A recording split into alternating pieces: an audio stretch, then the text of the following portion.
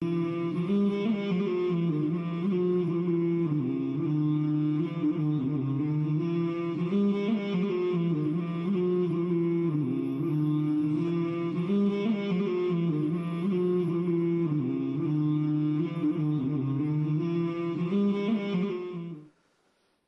আলাইকুম সম্মানিত শ্রোতা ও দর্শক মণ্ডলী, আমরা আযান ও নামাজের বিরতির পর আবার আপনাদের সামনে চলে এলাম। যারা এই ফাঁকে আমাদের অনুষ্ঠানে যোগ দিয়েছেন আপনাদেরকেও আমরা স্বাগত জানাচ্ছি। সম্মানিত শ্রোতা ও দর্শক মণ্ডলী, আমাদের কাছে অনেক প্রশ্ন রয়েছে, আমরা উত্তরের দিকে চলে যাচ্ছি।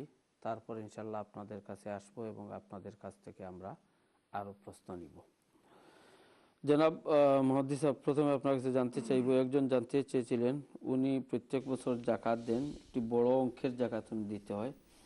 তো উনি যদি ওই জাকাতের পয়সা দিয়ে আমাদের সেলাই মেশিন অথবা কাফনের কাপড় বা এই সমস্ত আসবাবপত্র যদি কিনে ব্যবস্থা করে দেন তাহলে হবে কিনা, না অন্য পদ্ধতিতে দিতে হবে? ভাই ধন্যবাদ।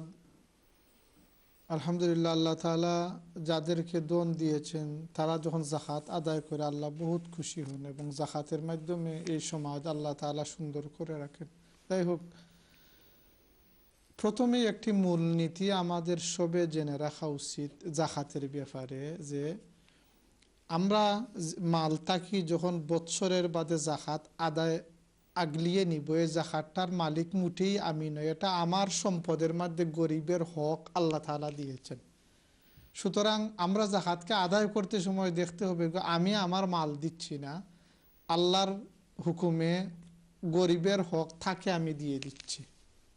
যেহেতু আপনার মাল থেকে দিতেছেন, সুতরাং ফরজ ইবাদতের সওয়াব কিয়ামতের দিন আল্লাহ তাআলা তার বান্দাকে কত নিয়ামত দান করবেন, যে জাকাত যারা আদায় করে দুনিয়াতেও আল্লাহ মাল দেন, আখিরাতেও বেশি সওয়াব দেন।